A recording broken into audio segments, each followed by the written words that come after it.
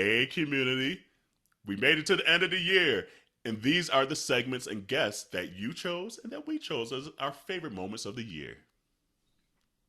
Curiosity, Michelle Williams. Jesse's dick. Mm. Right, I know. And Ciara jumped.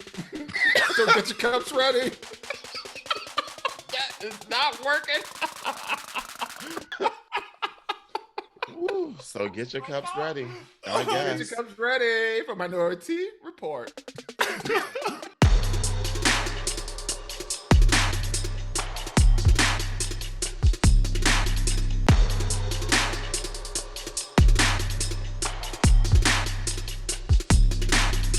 Hey, it's Minority Report and Auntie Kerel. How you doing today? Hey y'all, it's Auntie Dawon. Hey, that's Auntie Jerome. No, I'm kidding. I had to give some different energy. They were all, that's happy. And granted, it's the day after Christmas. We should be happy. Honey, because I ain't going to like work till next year. Same. This week off, the first week of the year off. Honey. I mean, it's my birthday. It's my anniversary time too. So, you know, we over here blowing out candles. Okay. Candle. I don't like. Next week is like technically your birthday. This because your birthday is what, January 2nd, right? 2nd. Mm-hmm. So then, yeah, next week's episode will come out right on your birthday. Right on my birthday. Yeah. But you know, she got that cap spirit. She's like, I'm gonna tell every episode it's my birthday. I sure was about to say you took the words right out of my mouth. Thank you. I appreciate them. Appreciate you. Lord, right. It's like the end of the year turns into Capricorn season out. We can't even we can't even say thank you, Jesus. We just gotta say thank you, Capricorns. We did. We said it yesterday. Next. So yeah, that's what last week's episode was for. Right. It's like, Jesus, you get a week. Capricorns, we get like half the year. Thank you. Yeah. Look, we get the end of the year and the beginning of the next year. Oh, you're geez. welcome. I guess. But hopefully everyone survived. You know, Christmas. If you celebrate Christmas, I mean, there's obviously a lot of holidays. Holidays, like yeah. And some of them, I think, even some go after like the Christmas Day. So if you're still in your holiday, continue to celebrate. Sorry for you.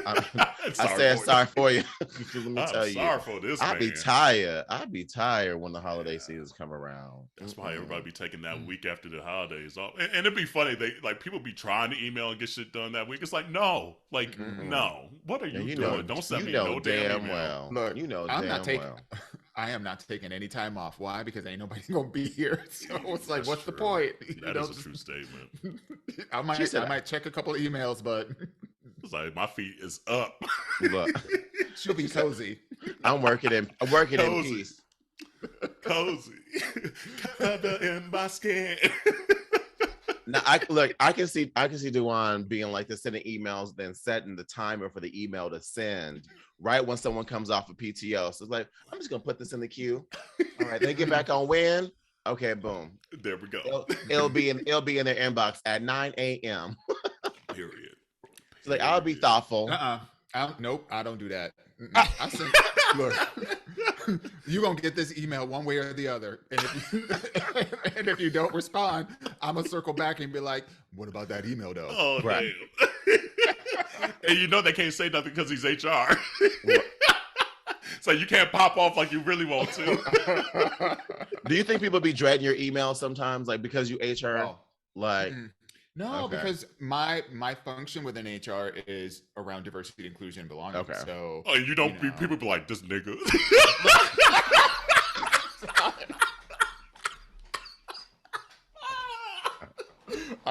I cannot with this. They be like, this nigga. If you come around here with one more goddamn reason to smile, right? People be hating their jobs. And hey, everybody, let's be together. Let's be inclusive. They're like, you are here. I'm gonna need you to come down here, sir. Okay. Oh Lord, that's too funny. But yeah, it you say so yourself, honey. Seriously. And Happy New Year by the end of this week too. It'll be literally a new year. So how Sway 2023. How? Thank you, Sway. Thank you, The Sway. right thing is Sway. You know, speaking of that, like Kanye finally right came back and along. said Sway was right. Right. He said, "My bad, Sway, you was right." That, you know, not to like get all into the whole Kanye piece of it, but I think that clip and how it ended up playing out is a lesson for a lot of people who do not listen, who That's always think they always have the answer. And it's like, you can have an answer and listen to other people, consider other ideas, consider that there is another possibility that's out there. And you know, there are a whole bunch of people that spent this whole year being, you know, stepping all into their whatever, you know, whatever mode, mentality, whatever that they were going into, and like, I'm not listening, no haters, I'm not listening. And it's like, not everybody's a hater. Oh, period. And if you have that mindset, you might miss your blessing. That's a whole word. Someone there that educates you, actually. She said, I'm going to drop these Teach gems you as we go into this new year. Okay, look, that's that New Year energy right there. I'm just going to drop this at the end of the year right quick. Just a little some. You know, we got to give a little bit of it. We got to give we have to have some kind of redeeming factor of this podcast. Right. because in the that, rest is shit. honey, and because in that sense he did say and so if you didn't know, this is going to be a best of our favorite moments throughout the year, excluding Ask Your Aunties. That's going to be next week. We're going to solely concentrate on some of them questions. But what are some of the moments throughout the year? And we'll get to some of the segments, but there's even certain like clips and moments that stick out in my head that might not even be one of the segments that get chosen for this episode. One is the and. The octaves. The octaves of that and. Girl. And that was with Z. That was a Z episode earlier in the year. Yeah. He said, and Jarrell's wig flew back. I had to shift it forward again. I was like, ooh, forgot to use the regular today. Honey, that and took us out. We was like, she meant that shit. Girl. Oh, what else? Sometimes you got to just when something pops into your head, you got to get it out. Otherwise, it's gone. That's a true statement. That is, especially on here, we'd be like double dutching, be like, "Ooh, I got shit to say. Hold on." Oh man, so yeah, it was the year of the and for me. Yes, it really was. I also feel like it was the year of the edible, because I had my moment.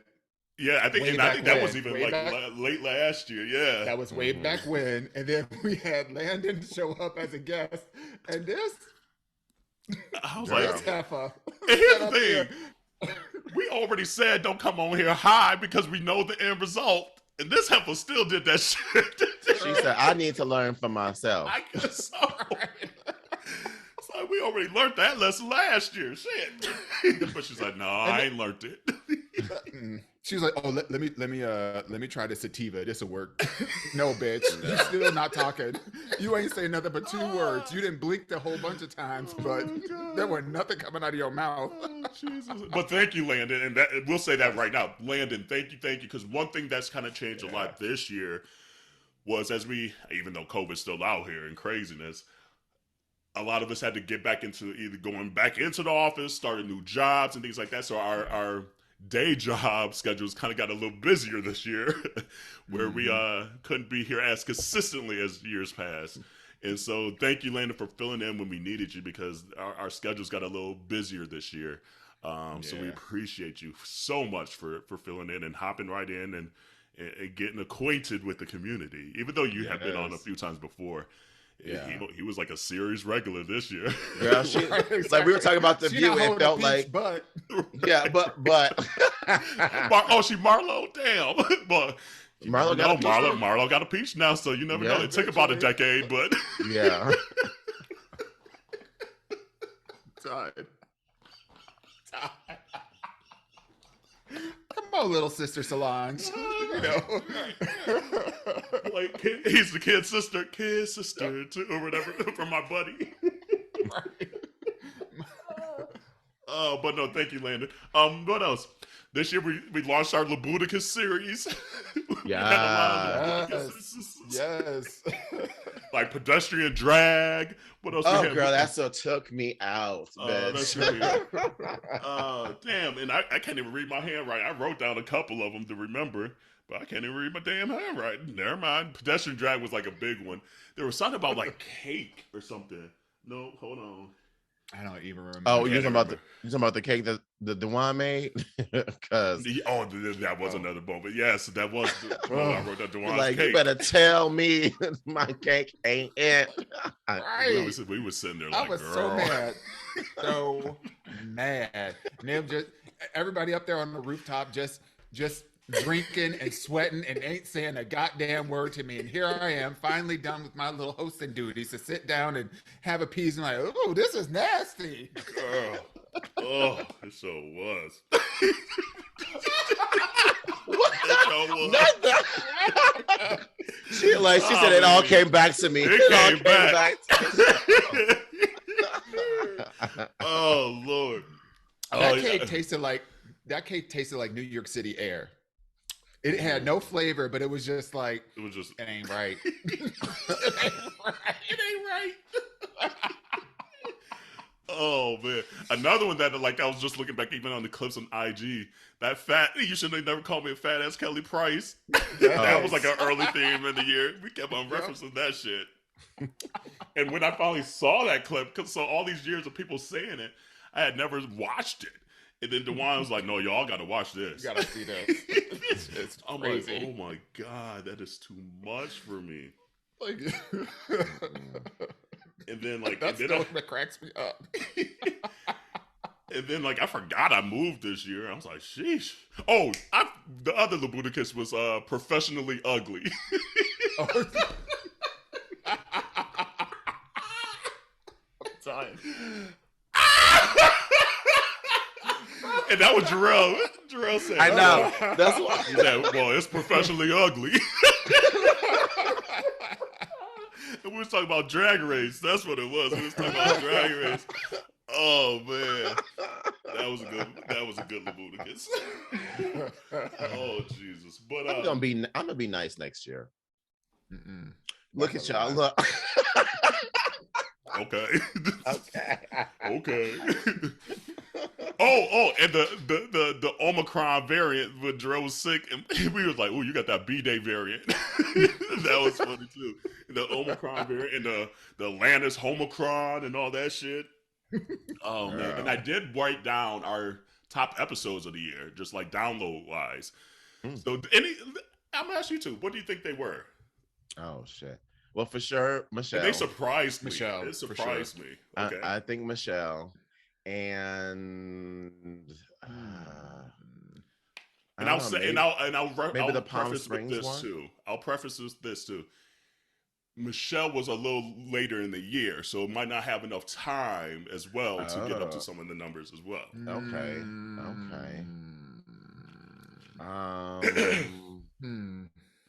I don't know which one. I honestly can't think. Okay, so and this is specifically just saying the episodes that came out this year. This is not counting because we still get numbers from maybe previous one of the episodes. Beyonce ones, like with DJ Corey. That's a good. That was a good Yeah. guess. That's But no, and what's weird about the top three? They're literally all within like a 4-week period. So I don't know what was turned up that week, that month. So the top one was episode 157, the Winter Olympics, the Janet Jackson doc, and DNA in Me. Oh, we found out the one was British royalty. British. That was the top episode of the year. Wow. Right? That kind of shocked me too. I was like, okay, that's wild. The second episode was episode 155, so 2 weeks prior to this one. Homicron and the Atlantis Cruise, Pedestrian Drag, and Ask Your Auntie's Grown Man Tantrum, which was a good Ask Your Auntie's, by the way. That was a good one. Yeah. Yeah, and then the third one was episode 158. So something that time frame. I don't know what we did. Did we promote something? Yeah, what was going on? Hey. But Abbott Elementary, Ask Your Auntie's F That X, and Know Your Rights. So those are the top 3 episodes. That's back February. in, like February time frame. Yeah. Is that weird? I was like, wow, okay. So that, but then like Black History Month. Black, there we Maybe. go. Yo, they was rooting That's for what us. it is. There we go. They was Everybody rooting black. for us. There we Hey. go. They showed up. Room for everybody black. I know Okay. that's right. Thank you.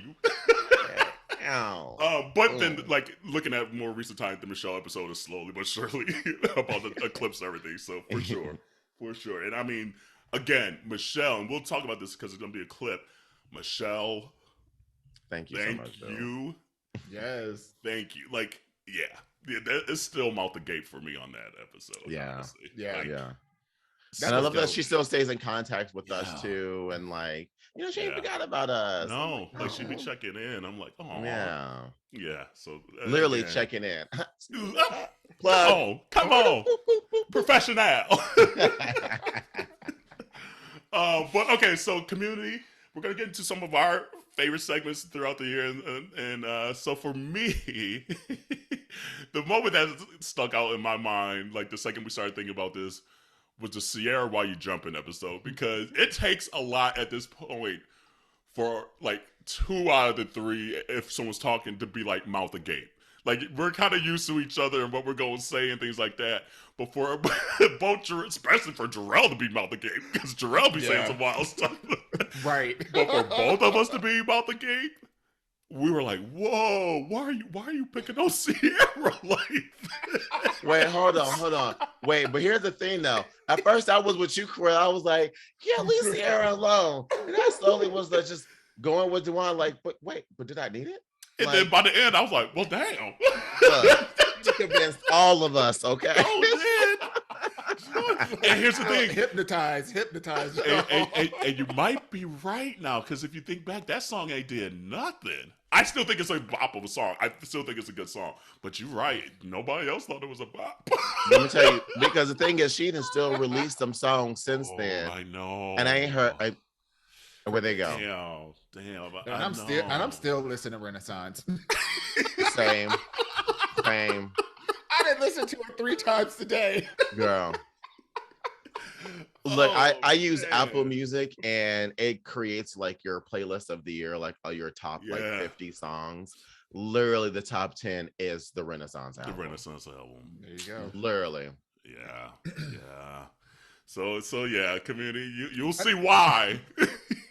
Listen, just to be clear, we got love for Ciara. You can't even say her name. No, we don't. She love. Apparently, we don't. She don't. Anyway. Hold on, let's rewind 10 minutes ago when he was talking about haters. Damn, haters. Everybody in a hater. Ciara. She sounds like somebody auntie. Like what the? You know that little girl over there. Like. Well, Oh no. I am an auntie. She really is in her Dionne Warwick's era, Oh, like she my. says she is. She said, I said what I said. But no, we do love Ciara. I still love Ciara. I do love a lot of her old bops, you know. I still think it's a decent song, but damn. But y'all see. Here we go. I know. Auntie get-togethers. Good old auntie gatherings. Oh man. How was your weekend, Joel? What'd you do? It was good. I didn't do much besides that birthday party on Saturday where it was the Bring It On Yeah. thing. Oh yes. So we were all in Clover's and Toro's outfits, and you know, she used to be a cheerleader back in the day, so I was teaching the girls how to do herkies and toe touches, and you know, busting the splits on them a little bit. Any excuse to show them panties off. Girl, let me tell you, and she got the red ones on too. Okay, so you know, she knew what she was doing. Yeah. Looking like you was in Ciara's new video. You need to check out that new look, video. I have to check it out. But it's funny, that song though, it's so CC. It's so CC. It's exactly what you so want from CC. Ciara. Yeah, exactly. Like she has her like her little niche that she's just good at always delivering. Yes. And the videos, everything you want from Ciara. It's like the routines, it's the wigs, it's the outfits, it's her little glide she be doing. It's everything you want from Ciara. We need to probably put more respect on Ciara's name, honestly. Like she gives us a bop. She's consistently giving us a bop for like the past 15 years. Like no lie. Like and this is another one. So I'm like, good job, CC. Yeah, I see you. She gives us dance. She gives us like dance bops. Yes. Like, and she still stays in her like her wholesome like. But I'm still a woman of God, so I'm not doing too much. You know, that thing jumping in this video though. Oh, was it jumping in this video? the thing is jumping. Okay, you know, because she looked quick to be like. She looked good too. Like Ciara looks good. Like I mean, I know she looks good. She looks but good. But she's still very, very much head to toe covered outside everything else. I'd be like, girl. Okay, we'll reprise this conversation next week when you see that thing jumping. Yeah, let's watch the video and then we can read. You go like, okay, CC. I'm still trying to figure out though, why is she making music? Oh, whoa. I mean, look, I'm not saying it's bad. Finish her. So don't like Mortal Kombat over here. Like, well, she ain't got no bar, so let's be clear. But I'm just saying, like, why is she making music though? Because like, what's the point? Well, that'll do it. What's the point? Because she enjoys it, I guess. I guess. Oh, damn. I mean, well, if you like it, I love it. This is the energy she giving. Damn. We tried to hype up CC. She like, why she making music? Listen, I'm not trying to take anything away from her, but I'm just trying to figure out what's the motivation to do. I mean, maybe she was like bored or whatever and just needed something to do and she put out some music. Oh, that's cute. But like part of what? What are you I'm taking nothing away from her, but maybe she was bored. Like, I don't know. But part of coming out with new music is it's a whole thing. You're marketing it, you're going on the road, you're touring, it's a thing. So I'm just trying to figure out like what is her motivation? Damn, wow. Trying to make that thing jump, I guess. I don't know. I mean, sheesh. Well, there you have it. Maybe you ain't got to worry about CC. Right. Maybe some of that liquor is still in me for the girl. I think so. Just like, why? It was the look on the face too. Right. And it was so casual too. I'm just trying to figure out why she's still making music. Like, I mean, look, she's got a beautiful life. Mm-hmm. You know, 1000%. She has a beautiful life. She has, you know, like she's got the family, she's got the husband, you know, she has her own philanthropic endeavors and her own like, you know, career things or whatever. So realistically, like I'm just wondering like, well, what's in it for you? Damn. I don't even know how to respond to this at all. I don't even think because I don't know her like that to ride for her. Like if it was someone else, I would listen. I'd be like, well, you know, she loves music and she's good. But I'm like, I mean, CC ain't bad, but I mean, now you got me asking. Like now you got me like. And I think if you watch this video too, you're gonna be like, okay, that's what we need from CC. I think she just. But now I'm with Dawon. But like, do we need that though? But what did we? Right? Did we need that? Now I'm like, she didn't convert me. Was there an online petition? Was there an online petition for some new music coming from Ciara? I mean, not in Beyonce's just asking mind. the question. Not in Beyonce's mind. Well, she probably did it before, and she's like, "Damn, Beyonce done came out." Right, she could have kept that. She probably, you know what? Probably she probably had a plan, and she knew that once that it was a wrap. Damn, so she's like, just probably just threw it out there. Out. Damn. Yeah. Mm-hmm. I think, damn. Sorry, Ciara, I'm trying to ride for you, but I don't got an answer neither. I'm like, I like the song, but now I'm like, do I need the song? Like, now I'm like, was I missing out? Did the song like? Dang. I mean, what is it giving? Like, Community, what's Ciara jump giving us? It, so you know, what's Ciara's lane? What's she giving us? I still would go to a Ciara concert. I want to see Ciara in concert because she's got some bops, and I want to see her do it. Yes, it's not the best vocals on earth, but I feel like she's very entertaining still, and the video was very entertaining for me. Would she be the headliner? Oh my God! Why are you dragging Ciara? I'm not. I'm seriously asking the question. Like, would she? She's trying to play the scene for this concert. She said, "What kind of concert are we at? Right. You know, is this the back of somebody's house? Are we at like a, you know, nonprofit organization fundraiser? Are we at like, first I am out, like, what are we so giving? done. I'm Yes, she would be the genuinely headliner. curious. She would be okay. Really? Because I doubt that. I'm sorry. I see them tickets on Groupon. Don't play, bitch. Them tickets will be on Groupon going for like $40 a head. General I'm admission. sorry. I'll go see Sierra. Lauren Hill, who don't even show up. I will go see Lauren Hill, who don't even show up, or show up on time, or sometimes don't show up altogether before I go to a Ciara concert, like headliner concert. I see it more in an Mouth intimate agape. moment where you could be dancing and she'll give us the energy. I don't see a stadium being. But I mean, filled come with on, no, because here's the thing. Like, it would be probably in a venue like Jasmine Sullivan's concerts. Yes, that's what I meant. That's what it would probably Yes. be, something like That's that. So what she I'm would talking definitely be the about, yes. headliner. That's So why like, I think so. So like Chicago theater. Yes. Yes. It wouldn't be like American Airlines Arena and things like that, or it could be. Maybe because New Kids on the Block and them, they still selling out stuff, and get all the what they old do is people like together. they put like people from that era together, so maybe it'd be like a Ciara, a Normani, like it could be like the and It'll be an M. That's why I was wondering. That's why I was wondering about who else gonna be there. Ciara, this is not where I thought this conversation was gonna go. I'm sorry, boo. That's not where I thought. I'm not trying to be like super. I'm not trying to be mean about it. I'm literally just asking for real. Well, community, y'all let us know then. Let Damn. me tell you, I can see the one having Ciara speak to the whole, like, why are you still singing? Speaking to the whole, why are you still singing? She said, I know you want these goodies still. Come on now. Like, Damn. Did we ask for them? Well, that just means you was never a good Ciara fan, like a big Ciara fan. I just like I like her. I liked her music, but I would never classify myself like. I could probably not even count on on one hand how many times I've like typed in a Ciara song because I wanted to play it. Dawon is dragging her for filth. Drag her, Dawon. Drag her. Community, am I dragging or am I like yes. talking I hope fast? she got a sew in. I hope Ciara got a sew in because look.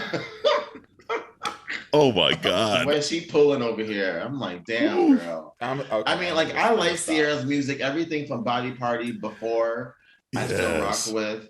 But anything after Body Party just doesn't. You like Level Up. Level Up was the one song. Level Up was the one song. But that was after? What else after? That was the last thing she put out. No, she had a whole other album after Body Party. Wasn't it? What was it called? It was the little gold and white one. What was that one called? Wasn't that after the Body Party era? Know. Damn, I guess I ain't that big a fan either because I don't know.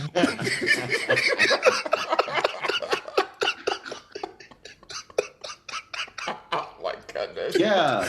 Beauty Marks came out in This was not what we had planned to 2019. talk about at all. Oh, yeah, Beauty And Marks. Jackie was the other album that came out. Yeah, Beauty Marks was so-so. Jackie was so-so. Yeah. I listened to both of those albums. Ciara, don't listen to this podcast. I know. Oh my God, y'all are dragging, and I'm getting drug in too. I'm getting drug in. And Ciara, Jump is a bop. There was a whole album that came out with Level Up, by the way. A whole album. There was. Yeah. I did like Girl. I remember when Level Girl Up came Gang. out. I did like Girl Gang with Kelly Rowland. Yes. I did like that. Girl Gang. Yes. And then Melanin. Melanin was cute, but it felt like forced though. Like that was my one thing about Melanin. It felt like a gimmick. It felt like she was trying to sell me something. I was like, Dang. Well, Ciara, Jump is a bop to me. The video's cute. I didn't know this is where we was going down. I'm sorry, boo. Look, Dawon said jump. Nah, I'm a sip.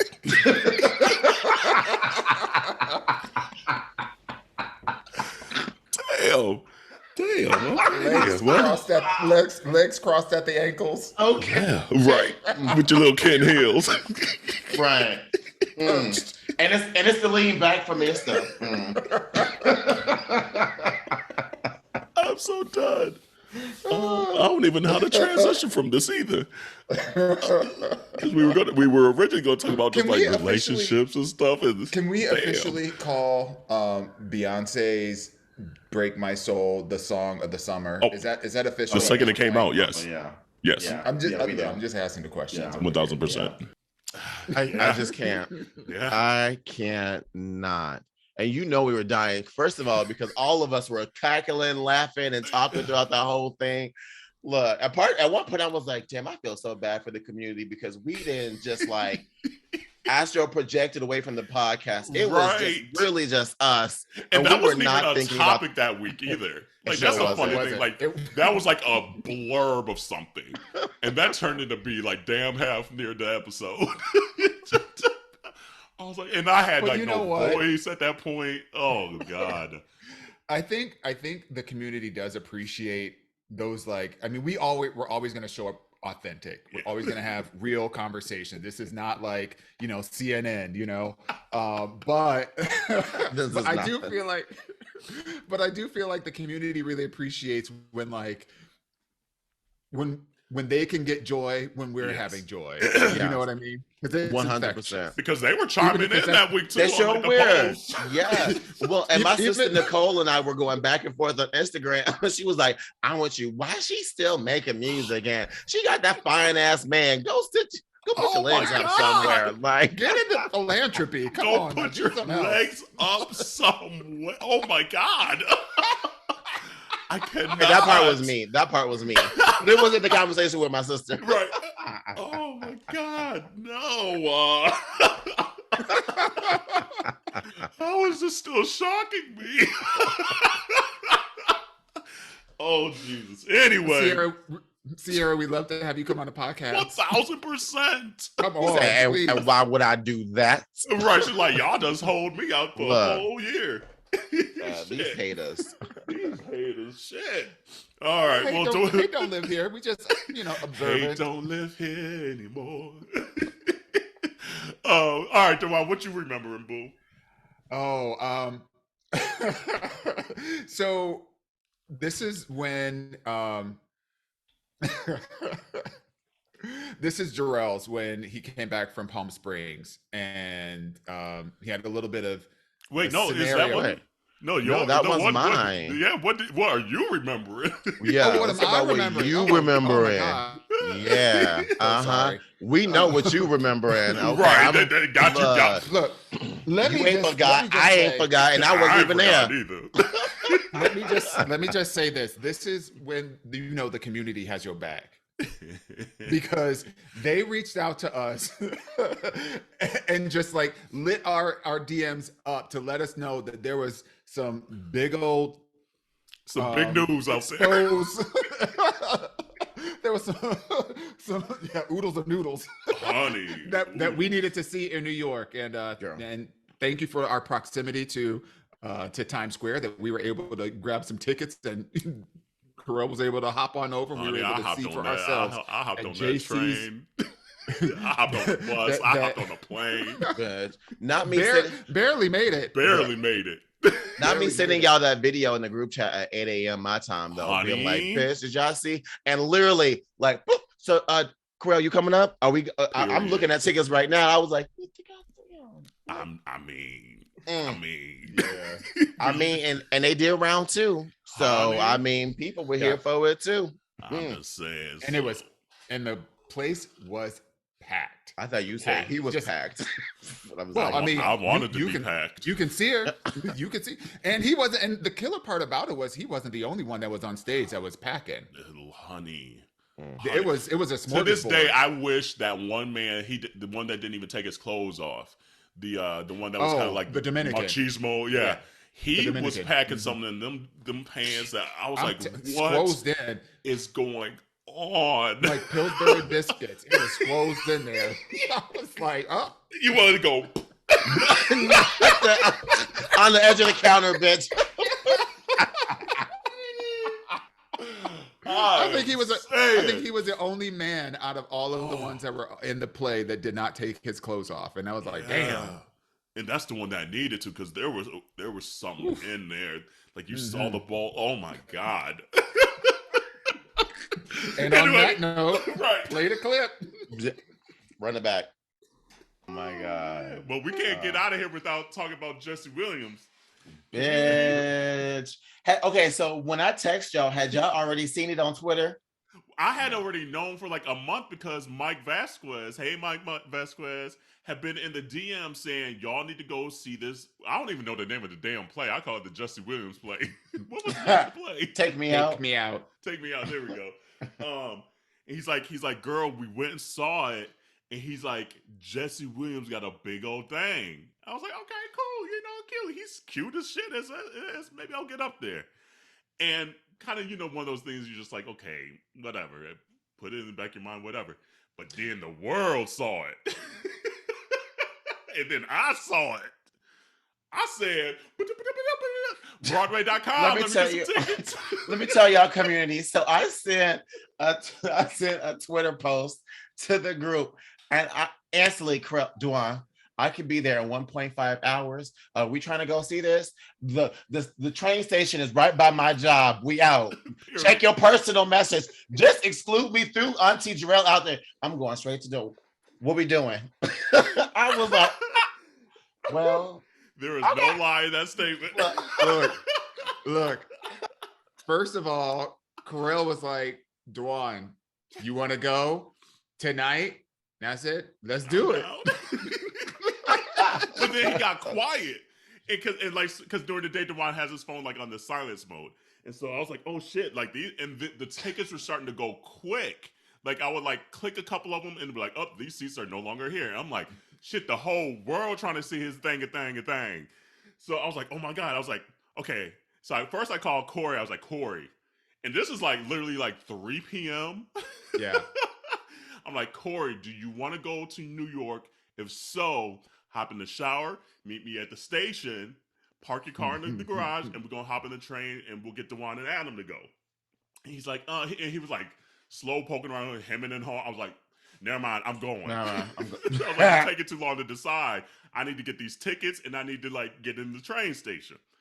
So I'm texting. So that's when in the group I was like, okay, Dawon, check your personal, because he wasn't responding. I was like, oh shit, should I get these tickets? Like, no. You got your phone on silence, girl. Check your messages.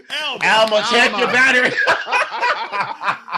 Now, to be clear, and I think I've shared this on the podcast before, not a big surprise, but most of my day I'm in meetings. Yes. I'm in between 9 to 13 meetings a day. Yeah. And at this point, I have been in back-to-back meetings since 7:30 in the morning. Those days. A bitch hadn't even taken a shower yet. So I looked at my phone as I'm literally walking over from where I'm taking my Zoom calls, which is right here in the living room, over to get, because I'm like, bitch, gotta wash that ass. Wash your hands, wash your legs, wash that ass. We live that life. And so in the midst of me getting up, I see the text message, and he's like, you want to go? I'm like, done. I'm in. And that's it. Hop in the shower, phone blowing up. I'm like, I thought this was decided. Like, well, because I didn't know if Adam wanted to go, so I was like, okay, should I get 3 or do I get 2? So then I'm texting Adam. I'm like, Adam, you want to go? And so Adam's like, I'm down. So bitch went and got 3 seats, and then Adam's like, you know we gotta get good seats. We ain't about to sit in the balcony. I was like, you right, boo. You right. So got the 3 tickets. Bitch, tell me why this journey to New York. Well, hold on 1 second, because I get out of the shower. As soon as I cut the shower off, Adam's like, so I guess we go into that show tonight, huh? And I hadn't even said anything to him. So I'm like, it's like, bitch, how you know? How the hell you know? How the hell you find out about, bitch, I was about ready. This? I was ready. And then I felt bad. Jerel's like, well, damn, FOMO. I'm like, real talk though, I felt good because I told you because I said in the group chat, I said, Dawon, Minority Report needs to be live from the theater. Okay, look, we need to be live. So I already knew. I was like, we need to be in the building. I'm living through at this point. And honestly, the only reason it was that urgent was because I tried to look at like the weekend dates and everything was sold out, or it was either sold out or it was like the way back. I was like, no, I'm trying to see that thing up close. So, And wait, for those who are living in Rock, I'm assuming everybody knows what we're talking about. If Jesse you not, Williams, right? Just Twitter. Just type in Jesse Williams on Twitter. You'll find out. Real even quick. till this day, this is like a week afterwards. Exactly. Still type in That shit's still Jesse trending. Williams. But and Jesse Williams is from Grey's Anatomy fame and things like that, so just fucking cute from the get go. Not anymore. Right, you're right. But so like you're not known for that. So we get the tickets and all that shit, and literally I work by the train station. So I hop on the train, and I get to. So I have to transfer in Trenton to get to the New Jersey Pike or whatever. Get there 2 or 3 minutes late for the train that's going to New York because my train ended up being late. So I'm like, fuck. Okay, what do I do? So I literally get to that station, run to the Amtrak station, buy another ticket to get on Amtrak to go into the city, and end up getting there. And so I missed maybe the first 10 minutes of the show. So I'm huffing and puffing, running through New York. Well, I wasn't running. I was speed walking because a bitch ain't running nowhere. I ain't gonna tell that tale. And so I'm texting them, Dawon and Adam, saying, "Oh, don't make fun of me when I'm sweating through my shirt. But you gotta lock your phone up, so they're not seeing the texts and things like that at all. So they didn't even know I had made it." Yeah, when you get there, I mean, ever since that thing leaked, I don't know what kind of Fort Knox cybersecurity team that they got working over there in Times Square, but they locked everything down. So basically you show up with either your tickets on your phone or in your hand, however you get them, and we had tickets on our phone. So then there's 2 separate lines to get in. So I don't even know if you know this how this worked or whatever, because you was late. But yeah, so there was 2 lines or whatever, and we got in the line, and they confirmed the tickets. And then once they confirmed your tickets, they could see that there were 3 tickets that were attached to this one. So, we knew that, and they were like, well, where's your third person? So well, they're on the train, they'll come whenever they come or whatever. But we here. So then they write down on a piece of paper your seat assignment and give you this little piece of paper. And then they tell you to turn your phone off. Okay. And then you walk a little bit further, and then they have another person show me your phone. Is it off? Yep. And then there's another person, show me your phone. Is it off? And then that 4th person, show me your phone. Is it off? Now you're in the building. This is just going through the line. So now you're in the building, and then they take your turned off phone, or even if it's not turned off, and they put it in a sleeve that is not even magnetized. It's surgically sealed with a device so that you are not able to open it up at all. So literally from the point that you confirm that you're going to see the show, you ain't talking to nobody. Nope. You ain't taking no pictures. You ain't getting no text messages, because all that shit is locked up in this vacuum sealed Dave Chappelle pouch. TSA approved pouch. And that's it. So, and we got there maybe a half an hour early. So, when you get to a show or anything early, you're just on your phone, playing games, text message or whatever. We just got to sit there. So we're sitting there, looking back to see if Kerel going to make it. Is he going to make it? Is he going to make it? And then we're like, well, damn, when does this thing start? Because we have no barometer for time anymore because we ain't got our phones. And the only kind of entertainment we got is just looking around or looking in the leaflet. And trying to look around that curtain to see the thing yet. So I got there. So the play started at 7. Go ahead. Oh no, I was gonna say I'm ready to hear about the thing. Okay. I'm just look. So I get there. So I get there, and clearly, obviously, Broadway is just hella gay. It was extra hella gay that night, though. But even the person that had the door, so I rush up, and she was a drag queen, clearly, because she had the nails on, she had the half eyebrows. I was like, hey, what's up, boo?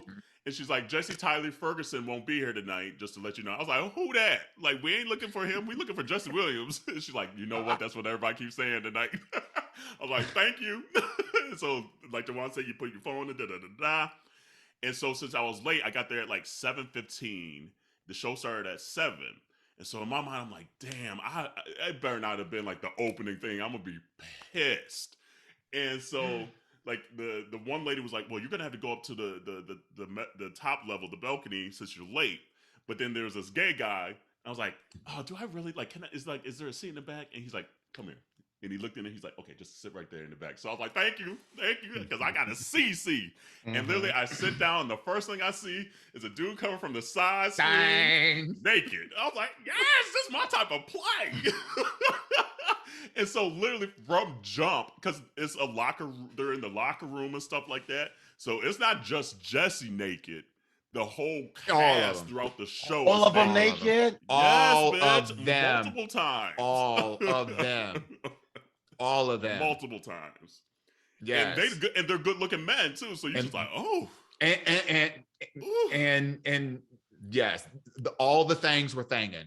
Thanging. All there was of the maybe things one were cast thanging. member that the thing was like a normal thing.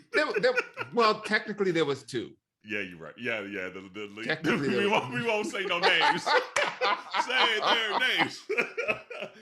Yeah, there was two. There was two. There was You're two. Right. You're right. But the other cast members, I was like, oh, I wasn't ready for the rest of the cast to be thanking and looking good. Even the Japanese guy. Honey, he could get it. That man could get it. Didn't speak a lick of English in the it. show. I was like, sit on my face. Thank you. Oh, damn. That thing just slapped.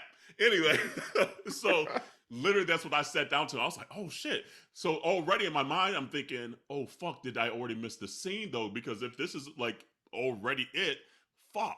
So, like, you go through the play or whatever, and then did you catch it? Jesse almost did, like, a little tease because he got naked early in the show. But he kind of like showed his, like he kind of bent over, showed his ass, and then kind of wrapped the towel so you couldn't really see it yet. So he was like teasing us.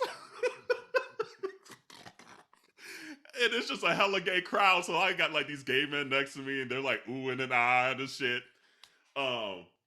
So then it gets to intermission and we haven't seen the thing yet. So I'm like, okay, either I missed it. Oh, it's coming. Or it's coming. So like finally the intermission comes and right. So I finally get to see like Dawon give him a hug, give Adam a hug and things like that. And I'm like, did I miss it? They're like, no, it hasn't come yet. I'm like, woo, thank you, Jesus. And so I'm trying to even think how it led up. So like I will say for the play, the second half of the play, Dawon and I kind of talked about this last night. Second half of the play is better than the first half of the play. The overall play is fine. It's a good play. But that's not what we was there for. Fact. So then they get all naked again, and they in this shower scene. It's just like all the plethora of men is up there just naked. All of them. It's like they everyone walk out else in the cast, except the manager guy and Jesse. The business manager and the coach. So you're just like, damn, when we gonna see Jesse? And then the scene comes.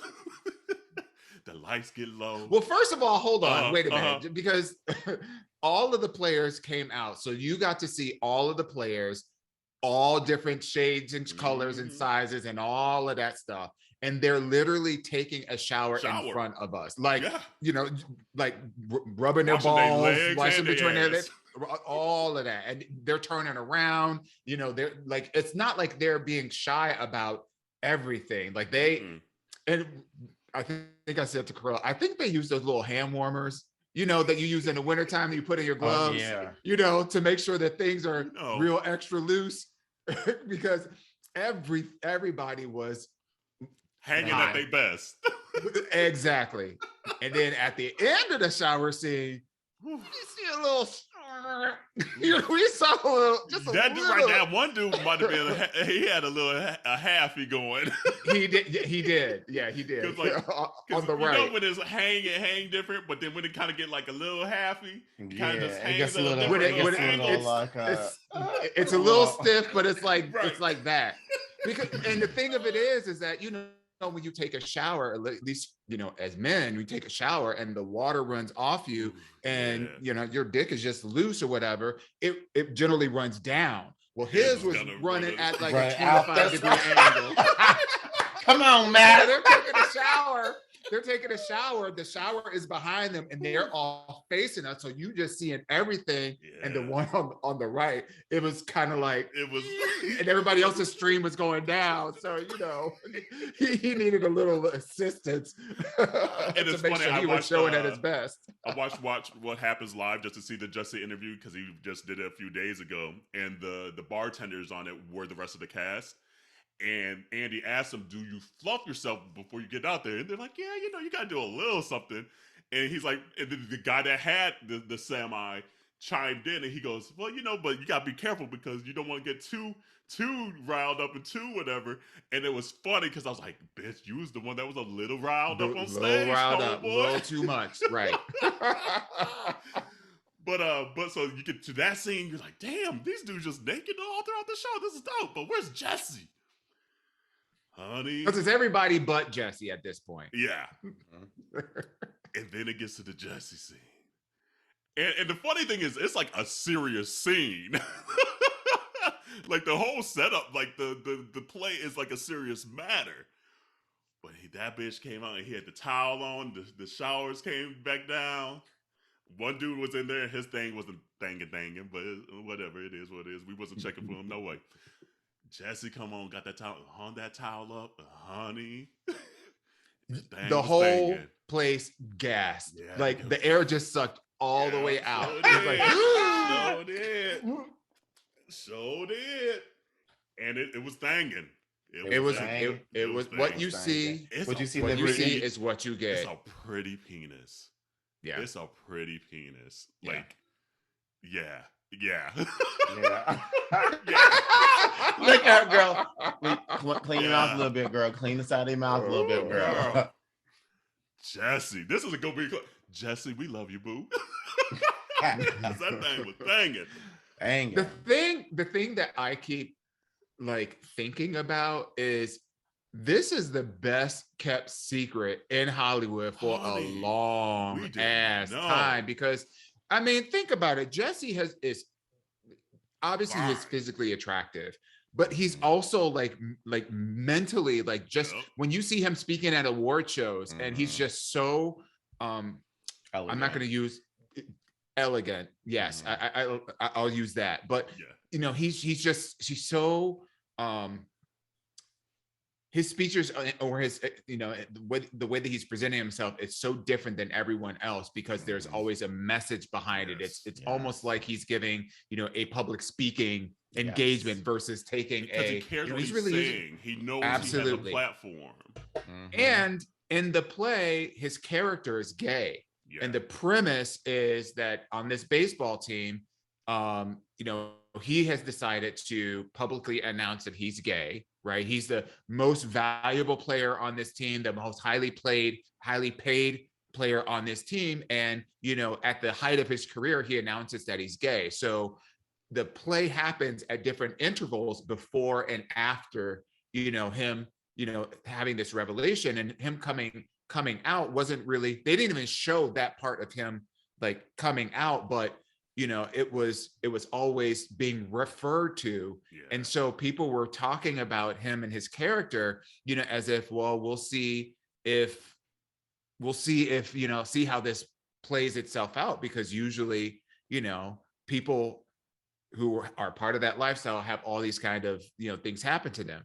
And the whole premise of his character was that he was just one of those very few people. I think there was a line in the show where he was like, "There's 4 people every epoch or every century that don't experience being discriminated against or whatever, even though he was, mixed race, gay, in baseball, They kept calling him a Greek god, and we see why."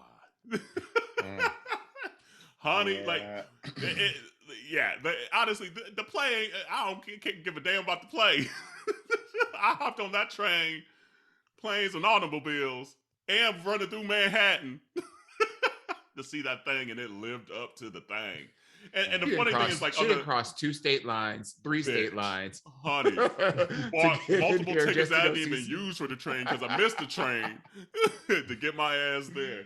But it was funny because last week's episode, community, we're talking about like the Ask Your Aunties about like, does your dick size matter and all this shit, and then here we're like, no, it's the motion in the ocean and being happy with your body type and this and that, and then the following week we're like, bitch, did you see his big ass dick? No, cross 2 state lines to go see that shit. I mean, you know, I mean, when an opportunity arises, literally, so these legs. I'm just saying. But yeah, yeah, it's the best kept secret in Hollywood because he's very attractive. The body is oddied. The thing is thangin', and he's smart, and he cares for his platform, his personality. Like, I'm like, who the fuck are you? Mm-hmm. I was like, this dude, dear Jesus. Woo. I mean, honestly, without the gay part, there are a lot of actual similarities between who he is in real life and the character that he was playing in this actual film. The character was very highly principled, very concerned about how the causes that he supports and how he's being portrayed, and really is focused on the work and all that kind of stuff. So there was a lot of similarities, but the way that water was rolling down that body, though, I'm sorry, I keep going back to it. It was nice. Well, let's leave some for those who in the community that may take an automobile with some planes to go to New York and see it before it ends on June 10th. It's coming fast. Go ahead and get there. Go ahead and get there. So them tickets getting snatched up. Yeah. And your aunties over here are saying, snatch them up too. Snatch them up. Forward. Yeah. Do what you gotta do. Yeah. Get up there. Go for it. And this and to be clear, this is not like a new play. This play is a revival. Right. This play has been out 20 years ago, right? Yep. So, it's had a lot of other, actors that have, played in Jesse's naked footsteps. But who's gonna try to follow in them steps after this? I don't know. Because that's a man, Maury. That's what we call a man, Maury. But no, and the play again overall was fine. Like, it was fine. Like I was telling Dawon last night, I struggled with what the overall moral was supposed to be of the play. And once I found out that the play was kind of written in the early 2000s, it kind of made a little more sense, because there were certain just things that I don't know aged as well in 2022, just lingo-wise, or just like, I don't know, like I felt like some of the jokes when the audience was laughing more at being gay or whatever than with. Did you feel that at all, Dawon? No? I feel the play is about dick. In my mind, that's all it's about too. So literally, all the rest of this conversation, I'm like, have it. I'll check out too. Honestly, like, I will say, however, out of all the dickology that was going on, I will say that actor that was the stand-in for Jesse Ferguson or whatever, he killed it. I wanted to marry that man. Yeah. I was like, it was charming. He was and phenomenal and bubbly and so relatable and just bodied that like his role in that play. Like, didn't that miss other Jesse at all. Not at all. And in fact, I'm actually glad, and I think I said this to Kerel, like, I'm glad that he wasn't in it, because you don't really need a famous person, a famous person in that particular role. No shade, to Ferguson, but I think having somebody who was a no name who really took the opportunity and shined with it, he knocked it out of the park. Yeah. And then and we'll leave it at this one line. There was another character in the play that didn't get naked. Like, he was just kind of like he was still actually kind of a major player, but at the end when they was doing the curtain call, like we're like, I was like, Dawon, look at that thing hanging to the right. Them pants were tight. Motherfucker was honey. I was like, what's going on? I was like, Kielbasa and chorizo, bitch. I was like, who casted these dudes? They had to drop trial. You ain't fooling me. They had to drop trial to audition for this role. Ain't fooling me. But yeah, Community. If you could go see it, go see it. It's worth it. Yeah, it is worth it. I agree. Yeah. Oh my God. Ooh, child. Yes. And you know, I need to go back and look at that video again. I wonder if it's still out there. Or he got rid of it all on the interwebs. Because Oh, it's still out there on Twitter. I'm sure you can find it. sure it is. Look, I'm sure it's somewhere in our group chat because I think Probably. I think it was a recorded thing. Oh. That's it. But I forgot about when y'all was talking about the one guy was a little semi, so the water was just it was dribbling off that way. Like you know, sometimes when it's like going but it's not going, it kind of do it like a little. It's like trying to make up his mind. Not like a game of double dutch. He's just sitting there, am I jump up, jump in? Seriously, what we gonna do? But you know what? It's a commitment for me. It's a commitment because they had to be backstage trying to strike that fine line between like being fully erect and being like it's cold in here. Yeah. He's like, oh, And grandma, oodles and noodles, New York City rats. He's like, damn, I don't want to get hard right now. Hold on. Abort, please. Because that water could not have been like hot. It had to have been like lukewarm cold. So you doing the mental game of like, I gotta keep this going, but also I gotta keep this going. Right. It's like, don't forget your lines. Like, right. Yeah, that's right. Because there wasn't like steam coming off the stage. So it wasn't hot water. Yeah. Oh, yeah. But that's a lot of mental gymnastics. Jesse, that's a pretty penis though. That was a pretty penis. Yeah. Like, there's like ugly penises, there's like penises, and then there's like penises, there's the ones that look at you like this, Yeah. And then that one's a pretty penis. It was a pretty You know what? Jarrell, you need to stop. Some of them be aggressive, they just sit there and they be like, they just look at you. What you looking at? Right. But no, pretty penis on a pretty man. He is just a good looking man. So, and intelligent and all that to like be stand up for black cultures, black people, all here for it. So yeah. What about you, Jarrell? I kind of kicked it off a little bit, but what about you? What was one of your favorite moments? One of my favorite moments, and I did it to myself. You sure did. So did. But let me tell you, Landon's birthday trip was a great time this year. It was a really good time. That I was not invited to. I was about to say, and that's Landon's fault. I knew it was coming. But that is Landon's fault. That's why I was looking off camera as I was stopping. And I was like, I gave him so much shit, and I was just playing because I wasn't even available. But it's the principle of that. Right. She said, let me say no at least. Damn, nigga. That part. I know that's right. But Palm Springs, I think it was like the night, like almost the last day. or the day before. And we were going out and I had because it was what was the theme this summer? Hoochie Daddy shorts. That was the theme for summer, Hoochie Daddy. And I was like, oh, finally a trend I can get behind. Because she normally don't be getting behind. Oh. No. Eyes be doing that. No. I'll be right. Oh, so you're doing the blended. That was a moment this year too. That was a moment. But yeah, so I'm like, all right, we in Palm Springs. I'm about to give y'all some Hoochie Daddy. And these thighs were thigh-in. Okay, bitch. I was like ready to set the bar on fire. I was about ready to be on fire. They was just rubbing together.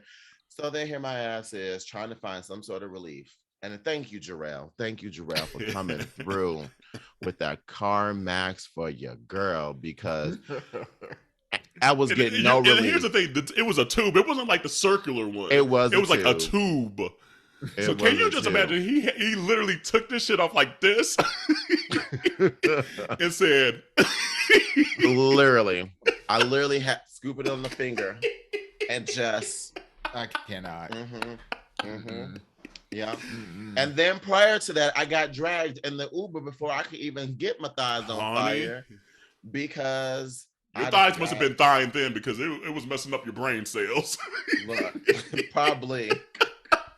Because this bitch said, Janet, like, No, Paula Abdul, don't she Paula sing a Abdul, song does she called got Black Cat? Cat? And I'm like, Girl.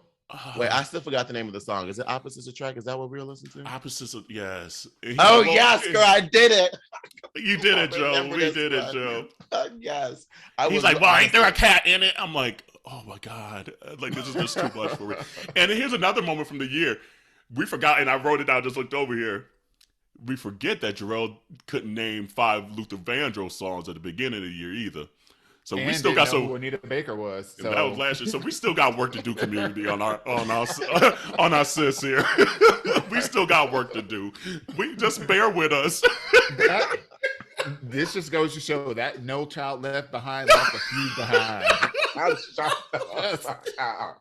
She said somebody got Just a left couple. behind. Oh my God. Somebody got left behind. The bus then pulled off. She didn't standing on a street corner with her towel around her Put face. Carmex on their thighs. I cannot. Well, with that shoe, go ahead and play that clip back there too. but yeah, so we had another little sprinkle of pepper in the sea of salt moment. Out in Palm Springs. There was actually maybe a few more There were specks actually of more pepper. black folks that I saw that I was expecting. I agree I with don't that know if statement. Ron's listening, but hey, Ron. She's from LA, and I know her through like Paul and DT. It's from my Minneapolis crew. And so it just happened to run into her, and it was her birthday that weekend too. And it was like just so good to see her. So it was nice to see other melanin. It was So nice. give us It was the rundown of the weekend. Oh Lord. I mean, that's we- shareable. Right. Everything's shareable, I think. I'll say this. It was nice to finally just get away, like, because I haven't had like a vacay day, and even like around Christmas, it was starting to like gear up for the move and things like that.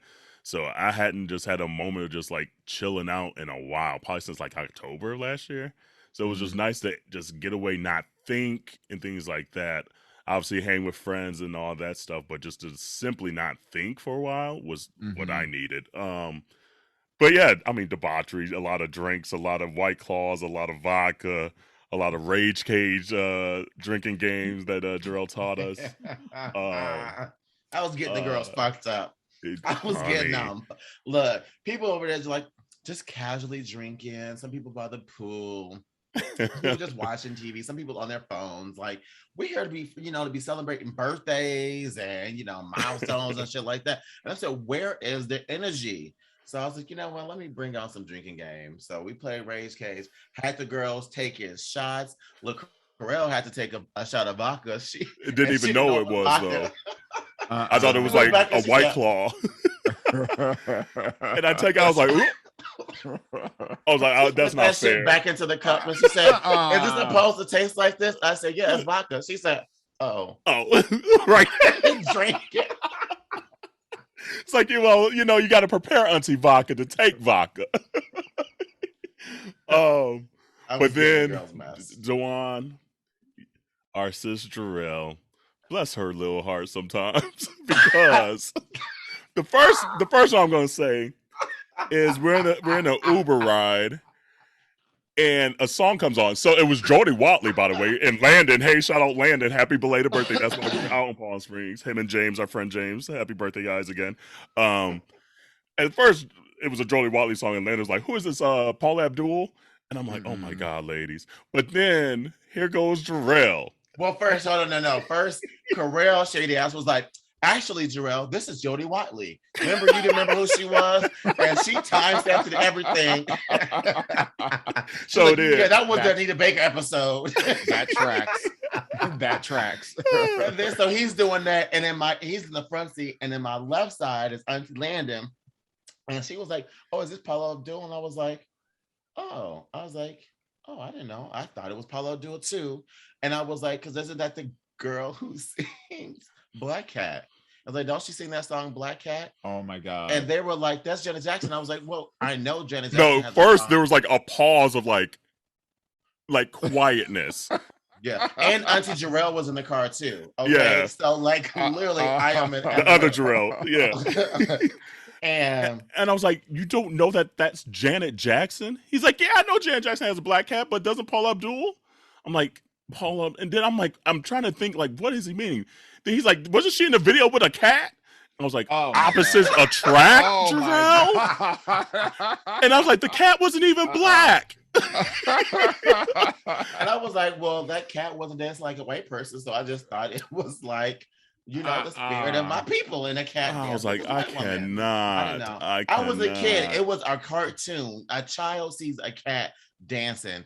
It's gonna mean a whole different other thing. I didn't even know anything about Paula. The cat wasn't even black though. I don't know. I didn't understand it. I just thought it was. I just made up some Looney Tune, Tom and Jerry like. Not Janet Jackson, not Janet Jackson and Paula Abdul having a black cat duel, right? Like a versus. Who did it better? Who did which black cat is better? Let me tell you. So, like the whole time, can we imagine Paula Abdul singing a song called "Black Cat"? No, that don't. Well, I also thought they didn't like each other. Isn't that a thing too? No, they get along quite well. No, they got I don't know.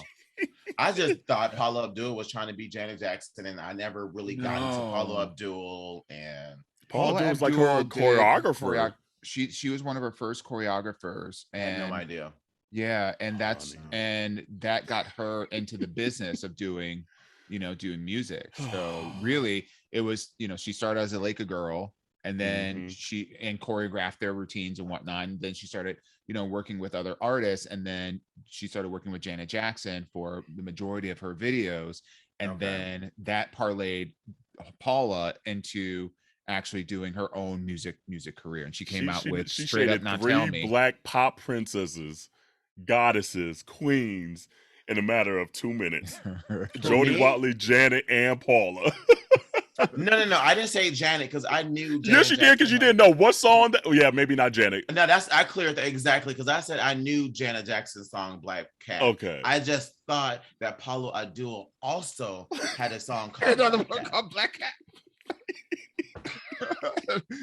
It was called Black Pussy. Right. Seriously. I only know Paula Abdul really from American Idol. I don't know much about Paula Abdul. I didn't listen to a lot of Paula Abdul. My love is for real.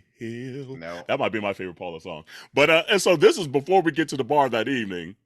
And so then we get to the bar. Shit. That was a whole night. That was the same night. Yep. And so then we get to the bar, and like the bar is packed or whatever, but finally we like get these 2 seats by the bar. So it's Jarrell and I sitting next to each other, like landing everybody over here, whatever.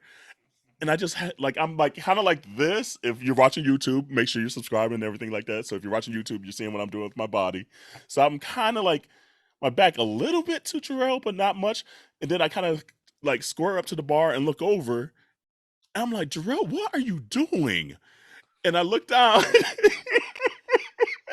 And she is taking like a tube of chapstick, rubbing her finger on it, and rubbing it on her inner thighs. She's like, girl, my thighs are burning. She's like, they rub it together, girl. Girl. And I'm like, oh my God, Jarrell. What are you doing? And then the night progresses. She's gonna have old lady thighs by the time she's 40. Big mama thighs. The ones that turn all black on the inside. They're already going there. They're already headed that direction. And I'm like, oh my God. And then next thing you know, she got paper towels like tucked into her thighs, so they would rub together. I'm like, what? My friend, I love you, boo. Let me look, community. I had told y'all a couple of weeks ago that I have been going through.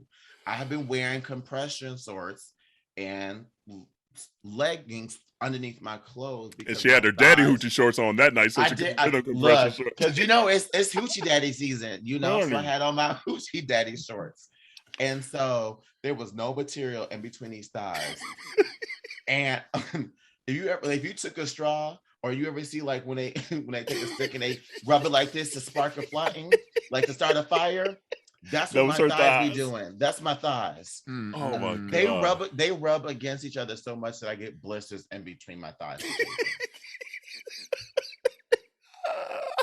And this was the first weekend and 4 weeks that I did not wear compression shorts or leggings underneath my pants or shorts.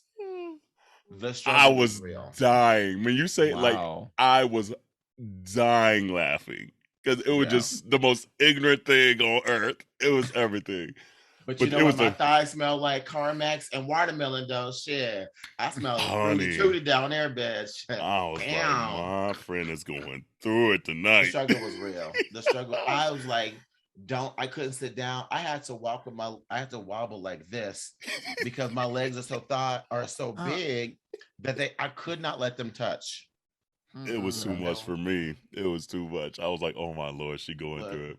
They said it's time to go. I said, yep, let's go. I'm ready to go home. I never want to put on clothes so fast in my life. Oh my God. It was a mess. But literally in the bar, legs like this. I'm talking about like on the chair. like I'm talking on the chair like this. Let me show y'all. I'm talking about on the chair at the bar like this. Taking the chocolate, lifting the other one, just rubbing in there, massaging the inner thighs, girl. I was like, oh my God. And I'm in the front of the bar. So you enter the bar and this is the welcome. I'm greeting you. Yes. Legs open. Yes. If you've ever been to Hunters of Palm Springs, that's where it was at. I'm sure she was the talk of the whole town. Like, honey, y'all remember going out that night and seeing that girl at the bar with her legs spread open trying to get rid of them crabs? Like, it was a mess. Let me tell you, I looked like I was going through something. That was a mess. But no, it was fun. I mean, we all had our little Speedos on. We had our little caftans on from Cafco. Hey, Cafco. And Cafco, by the way, I'm going to put this out as a clip. Hey, Cafco, we love you. I think we're giving you some business. Look, come back on and let's do a little promo code with Minority Report to give the followers and the communities some promos to get a little, the discount. Let's work out something. Thank you. Yes. But yeah, no, we had all our little Cafcos on.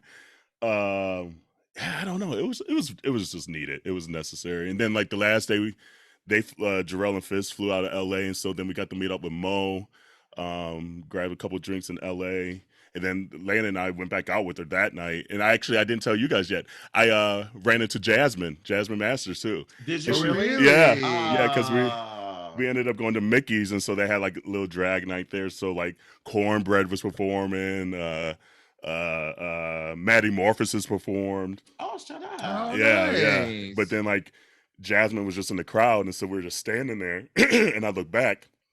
Like when you like somebody, like eyes or something, you both looking at each other like, I know you, but why do I know you kind of thing. Yeah.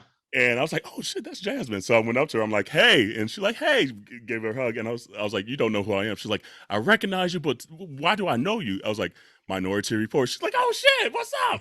She is tiny as shit. She's shorter than you think and like just skinny.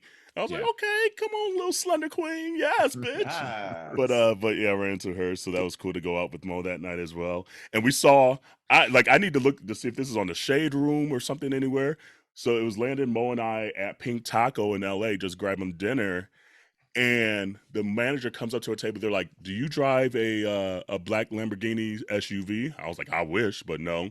So he goes to the next table, and it's this dude, like just blinged out, had like a necklace that said joy and like all diamonds and everything like that, and was like with a lady. And he's like, oh shit. Someone had broken into his car in the parking lot next to the building and stole all his jewelry out of it. Oh, God. Yeah. So he was like freaking the F out. And so we're all just sitting there looking at this go down. We're like, oh my God. But like, it seemed a little suspect because we're like, we didn't hear any car alarm go off because like we're sitting like outdoors. The attendant that was in the parking lot that took our money, like I'm like, where was this attendant? Because he was just out there like 20 minutes ago taking our little $20. Like, So it felt real insider jobbish, either at Pink Taco or I don't know what, or the attendant or something. But I was like, damn, clearly he must be somebody, Yeah. because that car's like a $300,000 car, and Yeah. stole all his jewelry and the amount of jewelry he had on. Mm. I was like, okay, we're gonna Damn. see this on TMZ or something. Why do you have like? I don't understand why you would have just like, oh, here, let me go pick up all this jewelry and then let me make a pit stop at Pink Taco. Pink Right. Taco. Right. That Like, make that make sense. yeah. Exactly. We couldn't figure it out either. So we're like, okay. I mean, the reality of it is that if you're insured, if you're insured, Mhm. and PSA to everybody that's listening, make sure you have insurance. Get house insurance, get renter's insurance, have insurance. It don't cost a lot, but trust and believe when shit goes down and you're gonna need it. That little $10 that you spend to cover your shit. You're right. When shit goes down, you covered. Look, Uh-huh. like my whole apartment can burn down. Like burn, burn, down, burn. I'll buy all new. So like, because and that's one of the things. Like a lot of people who have like who are celebrities and whatnot, they don't really trip that much over their stuff that gets. I mean, they don't trip over the value of the stuff that gets stolen, because oftentimes they end up getting paid out on that stuff anyway. Yeah. So that's really not the thing. It's really more the invasion of their privacy. The look of his age, I doubt he was insured. And then he called someone on FaceTime. He's like, "Man, I'm slipping. Like, just so he knew better, kind of thing. And for it to like the way, because the way he parked, he backed up into the parking spot, and there was like almost like a little kind of like stone wall. And so it was the back window that got smashed. So they had to like almost like squeeze between that car and the back. So that's why I'm feeling like it was someone that he knew that did this, that knew he was carrying his jewels around that night, because they like the way there was. Why didn't you smash the side windows and stuff like that? They specifically smashed the back window, and to get to the back window was hard. Like you would have had to squeeze, like squoze in there. Yeah. So now it must have been a skinny bitch who did it, because let me tell you, I'm not fitting in no back window. Exactly, and that's what me. And you saw me. It was me, Landon, and Mo. You know what? Our butts alone ain't about to squeeze. And I was, and my skinny ass was nowhere near the scene of the crime. I was on a completely different other side of the planet. Exactly. But like, so that was crazy. But that's one of the reasons why people say be careful about A, what you show, and B, especially for people that live on live. You have no idea who is stalking you, waiting for you to show up in a certain kind of place. Like, oh yeah, like you out there, you blinked, and especially like those that are in the music industry, that are like in the rap game, that where it's the flashier the better. There are people that are out there that are just literally looking to see where you are and where they can roll up and take advantage of you. And you out there, how many times have we seen videos of people like, like in their car, like flashing stacks and whatnot, and somebody just run up to them, grab the stack and run away. Yep. So that was one of them nights. So I was like, okay, this is a crazy ass night in LA. Oh my God. It's too much. We be having fun, y'all. We be enjoying ourselves. We really do. Oh my God. Yeah. That it's a moment that will forever be ingrained in my mind, because just to see her doing that in the middle of the bar, like it ain't nothing. All she cared about was them thighs not being on fire. That was the only thing on her mind in that moment. Between that and them bar napkins. Look, I still don't look at them bar napkins the same anymore, though. I ain't gonna lie. They lifesavers now. Though, I'm gonna claim for 2020, what, 2023. I'm gonna claim for next year that the three of us got to get together at the same place at the same time in the same damn location. I agree. I'm claiming that. Yep. Because at this point, we didn't travel independently. Have been traveled all around the goddamn world, but ain't traveled. That's true. Right? Well, I mean, like, it's always been like one-offs. Like, y'all been together. I've been with you. I've been with you. And like, it's collectively in three. Isn't that crazy? Like, community, we be doing this podcast damn near almost 4 years, which is crazy to say. Almost 4 years. That's Yeah. damn Crazy to say. Longer than some relationships out there. Honey, a whole word. Longer than a lot of these podcasts out there too. Let's be all the way real. Hey, there was some that we. So you better subscribe and all that stuff. stuff. Around anymore. No tea, no shade, but just reality. You were doing them collabos. They ain't make it through. I'm so done with you.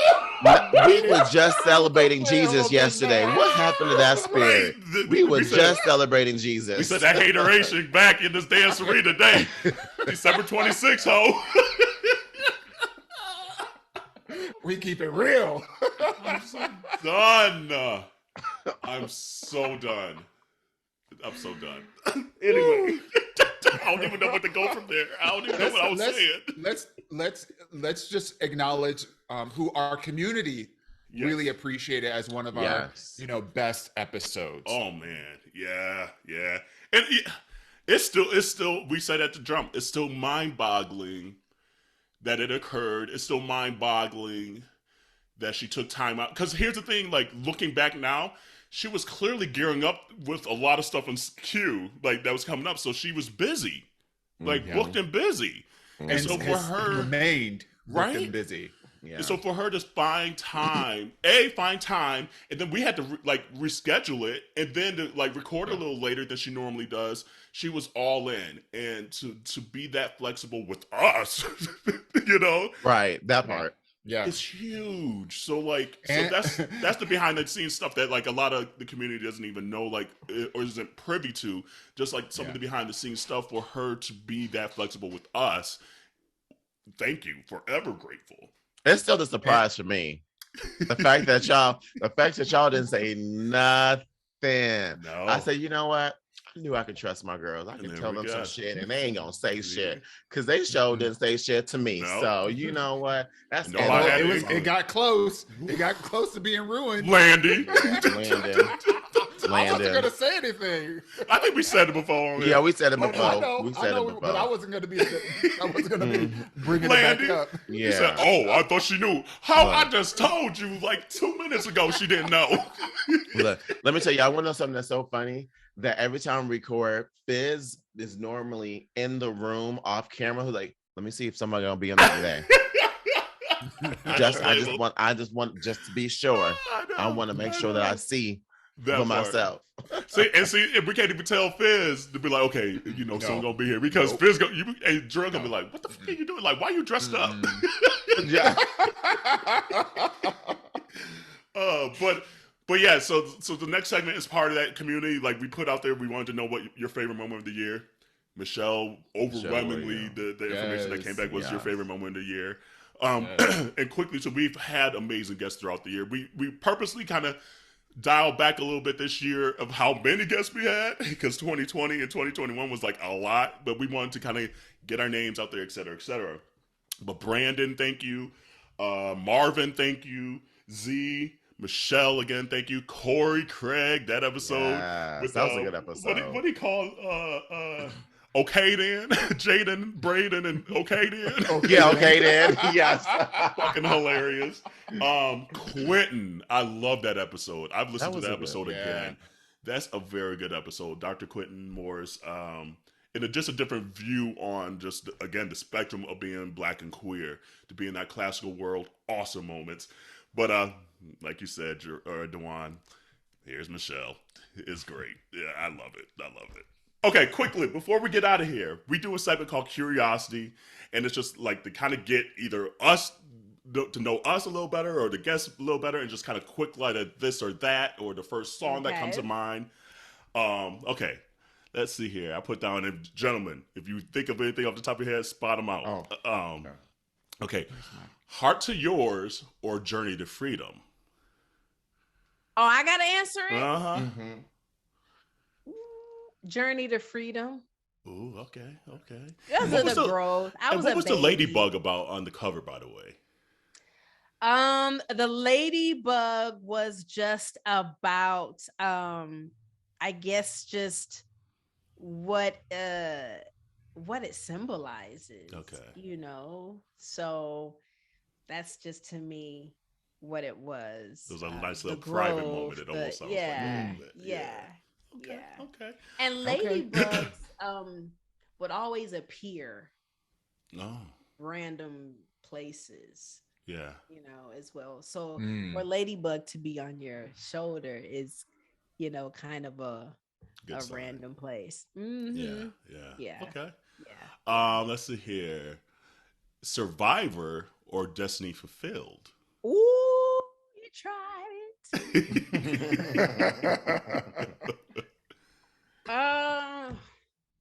And I'm asking everyone this. Well, one. again, I mean, Survivor. I was a baby then. I was so green. Yeah. Destiny Fulfilled. I almost finally felt like, okay, I know what I'm doing. Yeah. Yeah. You know, but I have to choose. Yeah. I mean, that's the hard part of it. Yeah. On it. Anything that showed all of our growth. So I'm gonna go with Destiny Fulfilled. Okay. Yeah, okay. mine would be Survivor. I don't know. There's some in between some of the transitions. I love the part where you like, I will be bootylicious. That still gets me every time. Well, it still gets me Because you every thick. time. That's why, Jarrell. That's why you like it. Right, exactly. Because I am. Literally, that part at the end of the song gets me every single time. I'll be like, oh, she was ready. She had a bar on both albums. She said the bootylicious part, and then on Destiny Fulfilled, nobody realized she said hit me. I was like, how's that viral right now? Yeah, How does people not know that? That's the side. That is, and when you talk about when I talk about how on Journey to Freedom, my little tribute to Ron Isley, that hit me was in tribute to James Brown because he was always saying hit me. Okay. Yeah. And gospel medley too. Medley is like my favorite. Let me tell you. And happy face. Happy. Like, we played that when we was in Palm Springs, remember, Jarrell? Yeah, we sure did. The gospel, I want to say this up as well because believe it or not, Beyonce's mom, Miss Tina, did not play when it came to our spiritual growth on the road. Oh, really? Yeah. Mm-hmm. She did not mind making sure we had Bible study, prayer, I love that we'd go to somebody's church on a Sunday. You know, the other night, it was a Saturday night, and she was joking. We were headed out, and Miss Tina, she told me, well, because it's in church girl, but she said, all right, you know, you got church in the morning. And so we both cracked up because it was a Saturday night, and I personally had plans to go to church the next morning. So it was just like, to this day, she be making sure. Yeah. You have to have that, honestly. So when you think of the gospel medley, I'm quite sure that Miss Tina always had something to do with a gospel song being on Destiny's Child album. I remember the moment that I realized on Destiny Fulfilled, Through with is it Through with Love? Yeah. Yeah. And at the end, it was like finally found it in God. I was like, for the whole time, I thought it was all about a man.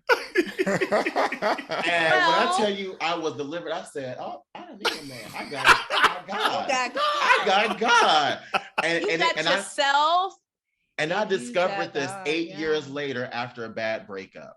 And so when I tell you that song still came in on time, I was like, this whole time I've been listening to this song, talking about it's leading me to the next. I said, come on. Wow. Wow. That's right. Wow. I know that's right. Well, I mean, the basis of the song was, I mean, a young, you know, a girl loses herself. Now that I know what the word narcissist means, it's like, ooh, it kind of sounds like that was a narcissist, you know, and that song, controlling, keeping you away from the people that love you and whatnot. And so it's amazing what a breakup or heartbreak or some type of loss will draw you to. That's a true statement. Yeah, that is a true statement. What song do you listen back to, either yours or the group, that you're like, ooh, we was singing right there? Like, you're like, oh, hold on, I forgot we was singing. that Free and If medley on the Destiny Ooh. for Oh, Good. yeah. Y'all was singing. Yeah. Y'all was singing. You right. I You could right. rock that all night. That would be my favorite part because I was like, it gives people just a chance to hear us sing. Yeah. Mhm. Yeah. Do a little two-step, and Yeah. that was it. So it reminded me of church. We would just go from side to side and do a little sway, and we would sing our faces off. Yeah. And so that's what it reminded me of. Okay. I also got to mention though too the Christmas album, still in Oh, rotation. yeah. Still in rotation. Yeah. Let me Yeah. tell you. And that was going to be every one of the Christmas. questions here. Oh, Let's see. snap. Oh, we got albums. I forgot about that. And I want you to do, I think your tone of voice would be so dope to do a standards Christmas album. Yes. Like, I'm so oh waiting my gosh, that would be for amazing. You know what? I've actually had a vision of me doing Christmas standards with an orchestra. Say less. Period. We're ready. Like We're ready. needs We're to happy. happen. We are ready to Holiday-esque. receive. Yeah. Ready. Yeah. to Billie receive happily. Holiday-esque, Oh. red dress, Yeah. honey, that waist just snatched in and then it kind of Mhm. fishtails out. Mhm. That's I been a think vision. I would love to see that. That was been a I'm vision. here for it. Let me Okay. find out. Invite us to the recorder. I'm gonna have a whole Holy Ghost moment. You think I'm And we're lying? doing an album review too. And we're gonna be Honey. like, come on back. Honey. Yes. If not an absolutely. album, definitely a night with the Oh, orchestra. that would be fire. Oh God, that would be Ooh. And maybe I incredible. can record it, knock it out. Yeah, knock The it out. same night. Yeah. Okay, let's see here. The Super Bowl moment or the Coachella moment? Ooh. Super Bowl moment or Coachella moment. Daggone it, they were both Fire. freaking amazing. I can't pick. Y'all got to pick.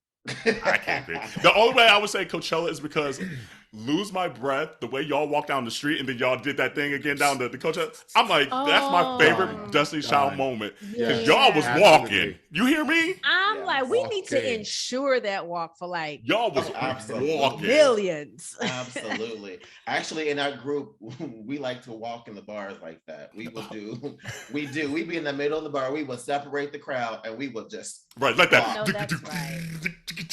It's a wrap. I know that's right. And tip, Ooh, I know that's I'm right. here for it. That's Yes. actually a hard question. That is a hard question. Well, I want to Dawon, know what which the one is communities yours? don't say. I know, right? I think I would say Coachella too. Yeah. Just the energy, it's just so electric. Yeah. We're like, because like the And my room was wig like, was ooh, going Destiny's back. Child might be coming back. Destiny's Child might be coming. And then you hear da da da da da da da, and I was like, oh stop! I thought I was 16 again. I'm not lying. The And you know, it's 16-year-old like came out. we have to go and watch that because, of course, because we're on the stage, we don't Yeah. know the feeling that the Yeah. audience is Honey, having. that silhouette, the Charlie's Angels silhouette. with everything. It was- Everything. There's a certain it's gonna make me boohoo because there's certain moments, and I don't know if you guys truly realize, especially for gay black men, Absolutely. Oh, damn, you can make me boo-hoo. right? I know it's gonna make me The boohoo one right now. I got a feeling he's like, oh my gosh. I know because I'm always the Please. boohooer, but y'all, like, I was 16, like I was in high school trying to deal with myself, dealing with being the pastor's kid, so not trying to be a disappointment and all this stuff, and to see you three, especially still to have like the gospel melodies and things like that, because that was like my way to be like, see, mom, they got the gospel music on here too, you know, and but like I don't even know how to articulate it, even to this day, like the excitement and the feeling seen. And even though you guys weren't gay and black men, like I felt seen somehow. And Wow. so to see you guys come up on the stage, this was what, like 4 years ago. So here I was, like 34 years old, grown ass man, paying bills and a mortgage, still having that 16-year-old kid inside me still feel seen, and to see how far I've come, and so how free I feel now to live. It's just hard to articulate. It, like, Well, it makes me imagine the weak. freedom the free. Now you don't have to ask for permission, I don't. right? And that's probably what it is. And because we don't ask for permission. Yeah. Right. Get up, you get out on that stage. You don't ask for permission. You go and you do what you know. Yeah. All right. Absolutely. Yeah. Yeah. Yeah. I have to co-sign that, Kerel, because now that I think about it as well, like I think about my childhood, and I think like a lot of the music y'all put out were moments where as a child I got to feel like my most authentic self. Right. As a queer Black young boy who was still having to figure out my identity as a child, but listening to the music helped. I think that's another reason why I just love music in general, because I felt that it has always allowed me to tap into my emotions, which the aunties would tell you I don't got many. I don't got many emotions. Really? She got about 7 now. She got about I think 7. I'm like 7. I'm a very logical black and white person. I'm like, Okay. but I've been learning to tap into said emotions. But as a kid, I remember Feeling your feelings. Yeah, Here and there. absolutely. Well, because being the oldest and then being a Black boy, you're like, that's too gay. Don't do that, So I was really conditioned as a child not to feel my feelings, Ooh. But music was the one time where I felt it was okay, and I didn't care about feeling my feelings. Yeah, and maybe it was even like the fabulosity that you guys said, because like there's like, because we preach a lot about showing a fuller spectrum of who we are, whether you're whatever this quote unquote masculinity part of yourself or this femininity, and wherever you lie in the middle. And I think there was moments of seeing you guys out there. So that's why the lose my breath walk, I probably wanted to walk like that. Yeah. And didn't, because I knew the wrath that was gonna come. So there's just moments like that. There's just still like this inner child of me that probably still needs some work. There's always gonna need some work. That it still just resonates a lot with me. So to see y'all come up like, hey, I'm like, thank you. And I think to the inner child statement, I think we could be in our 80s and 90s realizing there's still that inner child. There's still something that needs a little bit of healing. So I told someone today, I think I heard Denzel Washington say it, the healing is a process, but as long as you're making progress and not worried about perfection. I literally just watched that yesterday. You did, Dawon? So it's almost like, don't you agree, where I feel like we're gonna be 100 years old, but something's gonna trigger that inner child in us. That's like, ooh, that's I'm still tender. be doing, say my name. Hey, that Timberland remix. And then he's gonna be like, babe, give me that eucalyptus rub. Right after. My spine hurt. Right. You're right on it. Ooh. But I think. Oh, go ahead. I was just gonna say, but I think that this just shines a light on the importance of like allyship altogether. You don't have to be a part of a community to support other people. And you had mentioned this notion of like just love, like how can we just demonstrate more unconditional just showing of love for one another? And the fact that you're here, that you found our podcast, that something between us resonated enough for you to interact and agree to come on and share a little bit more about who Michelle is and what you're all about with our community.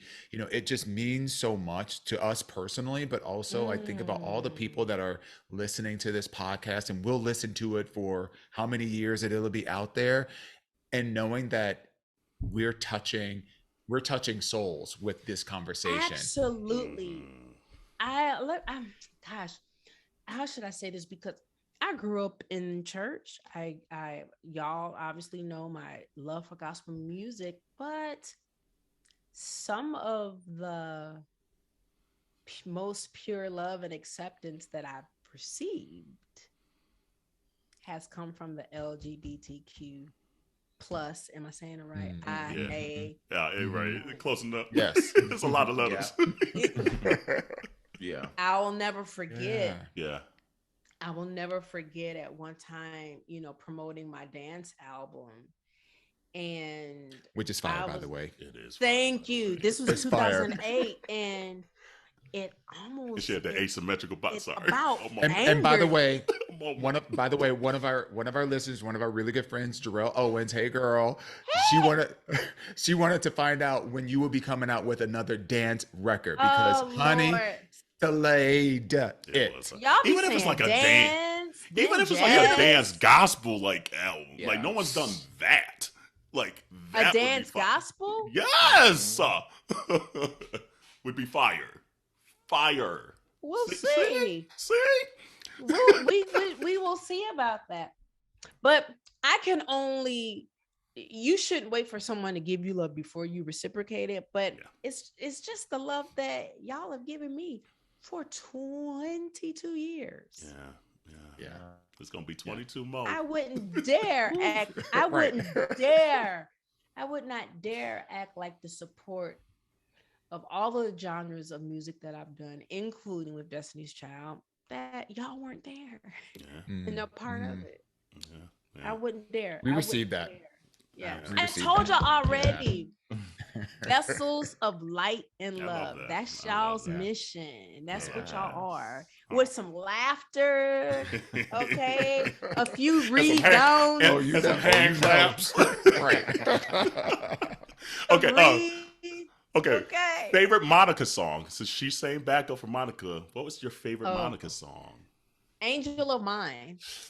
Ooh, that's a Yeah. good one. I can hear you singing that song. Angel of Ooh. Mine. Yeah. Yeah.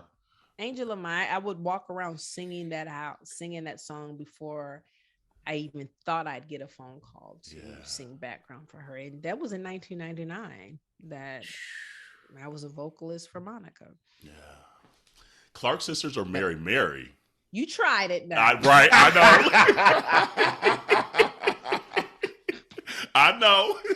But I believe I can speak for Erica and Tina. They will probably say there wouldn't be no Mary Mary Without if the Clark no sisters. Clark sisters. 1000%. So the Clark sisters, they're all of our aunties. Yeah. Period.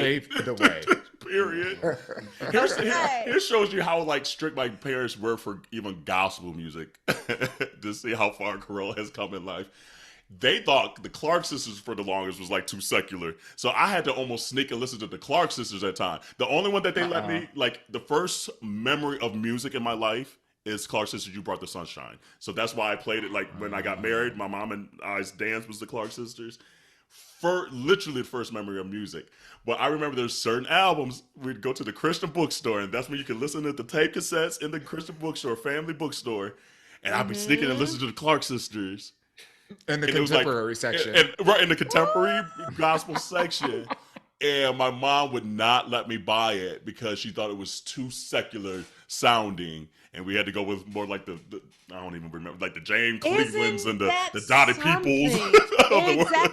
Yeah. Isn't that something that Andre Crouch and Walter Hawkins and the Clark sisters were considered too The secular? and don't say the The Winans. wine, all They- those my mom the used to- Winans.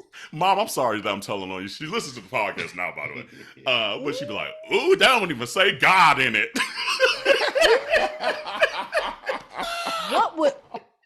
What is she saying now? But I don't know. She dope.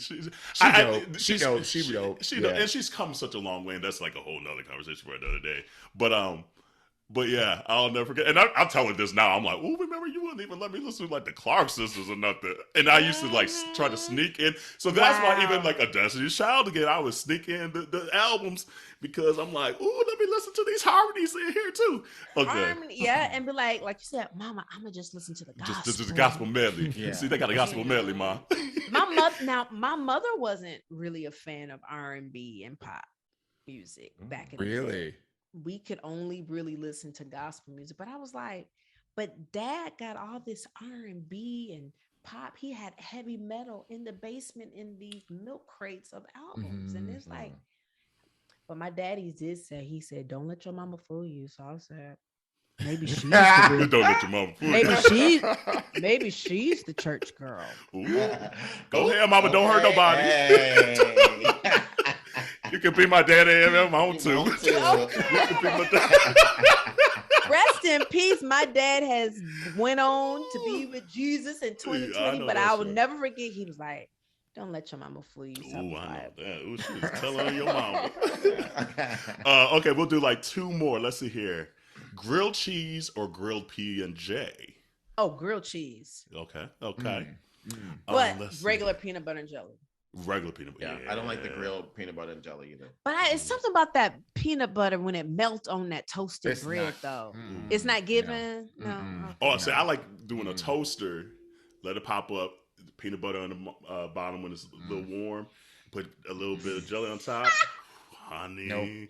I'm not trying to tear this roof up. So he's No, like, ma'am. okay, so he doesn't like truffle or okay. Oh, right. It's like, let me, right. Let's see here. Okay. Favorite song to sing with the ladies and hardest song to sing live. Favorite song to sing with the ladies. I think I did actually that tag on Say My Name. The Say My Name, say my. Mhm. Yeah. Da-da-dum-da-dum. You talking about Twinkie, Yeah. the Clark sisters. That is a Clark That Sisters was an moment. ode Yeah. to Yeah. the Clark Yeah. sisters, actually. Yeah. Hardest song to sing live? With the girls or just Or period? your songs. Mm-hmm. Ooh. Where you're like, ooh, I know this is coming up in a set. Let me get my breath right. Let me whatever. Well, I don't do my own stuff anymore like that musically. Mhm. So I would have to really draw back to see what was I'm a Broadway girl. You got to sing live on Broadway. So you can do Yes. nothing word. should be hard. And nothing is. Right. Professional. I know that's right. Flex. Professional. There ain't no Oh, backing man. tracks. There is Honey. none of that. That is live, and you are dancing and singing at the same Yeah. time on theater. So I think that's a great conditioning Yeah. for artists. Mhm.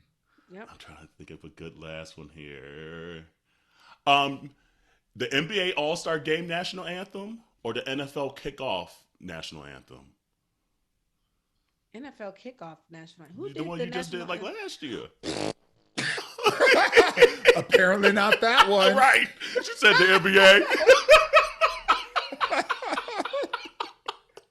Like, did we do the NFL kickoff? Oh, I did. Look, she said she gave that line. This is my hobby and this pays the bills. I said, who said that? And I really should be Low down, ashamed dirty of shame. myself. Because I was like, oh my gosh, I'll do singing engagements if there's something meaningful Yeah. like that. So Mhm. gosh Yeah. darn it. Ooh. We'll just say both. We won't get you in Wayman. trouble. Come on, Wayman. Wait a minute. Wow, that was a good one. Oh. And by the way, Nuclear is an underrated Destiny Child song. Oh, Probably thank in you my top so 5. much.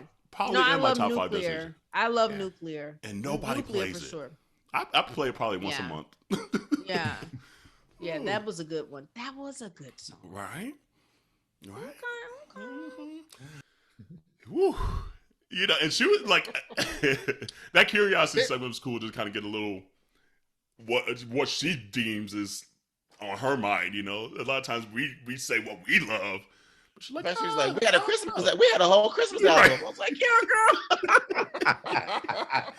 She was like, damn, we be putting in work. I forgot how much work we put in. That episode was just such a delight because I didn't know exactly what. Let me rephrase.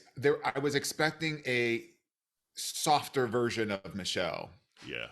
Someone to be not as outspoken, somebody who was not going to be as hilarious and just down to be silly and whatnot. And she brought all that energy. She had like those words of wisdom that she was dropping. You know, she was like, keeping it real, talking about, You want to be the chicken borrower, like That borrower, oh my God. I will carry that the rest of my days. I will. honestly, genuinely, like, it's already come up a couple times in my mind where I'm like, okay, Kerel, like, chill out. Come on now. Yeah. Oh, wow. and just the love, like the unadulterated, authentic, real love that she shared for, you know, not only for us, but also for the community. And it was phenomenal. So thank you, Michelle. Thank you so much for coming out for us. Yeah. And you know, we ready to come on yours too, boo. Yeah. We ready. We ready. Yeah. And even if that doesn't occur, which I think it will, thank you. And whenever you're in this city in Philly, whenever you're in Seattle, whenever you're back in New York, you know you have 3 folks that has your back. You know, 100%. And clearly we know how to keep secrets too. So if Act 3 is DC 3, let us know so we can get prepared. Let us know. Promise we won't say something. I will sign that NDA if I need to. Period. Look, I'll sign 3 of them. Okay, look. Community, thank you. It's our best year yet in numbers, so thank you. Continue to subscribe, continue to follow, continue to share, continue to get our names out there. We appreciate the love. We appreciate you buying the merch. We appreciate you just rocking with us and chiming in on social media. We appreciate the DMs. We appreciate the Ask Your Aunties episode, which is going to be the next week's episode, by the way. It's going to be good. We appreciate you all so much because there's just like, it still continues to boggle my mind of just the information that the community is willing to share with us, like the vulnerability. Like, I don't think I foresaw that when we got into this.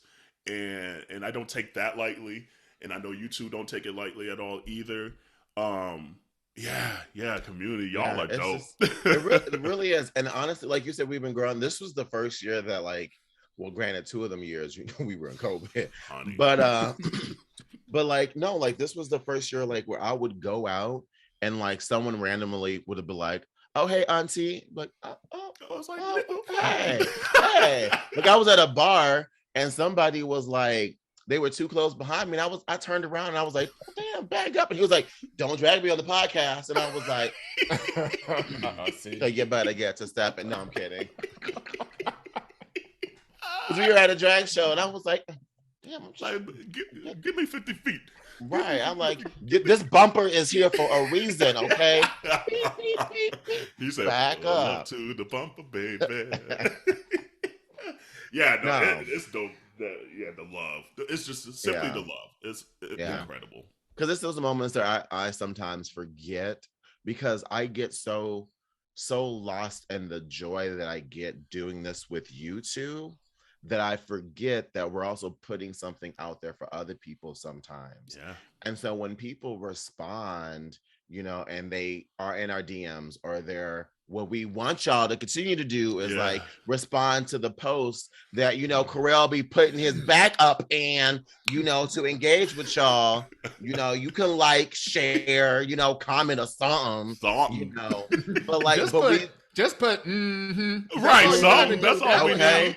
Or just put the teacup of tea. Maybe that's our community kind of like little emoji. Just check in. Let us know that y'all don't synced it.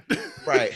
But I genuinely sometimes forget that we put stuff out until people respond and do those things. Yeah. So like, I know we sound like a broken record sometimes to y'all, but please do continue to share and like and comment and engage with us, because that really does like add fuel to us to want to continue to, you know, reach out and engage with the community, you know. So 1000%. And Happy New Year and 2023, ho. We're gonna still be in here. So continue to wash your hands, your legs, and your ass in 2023. See you next week. Bye. We interrupt this episode for very important information. That's right. You've been asking for it for a long time, and we have heard you. Yep, it's been a long time coming, but it's finally here. Yo, aunties got merch. Hey, that's right. You know what? We got tees, we got long tees, we got sweatshirts, we got fanny packs, there's just a whole gamut of stuff out there. So go and check that out. We are so appreciative of your love and support, and we are so excited to launch it. Girl, where can we find this at? Ma'am, they can head right over to minoritareport.com to check out the selection. That's right. That's MINORITEA report.com.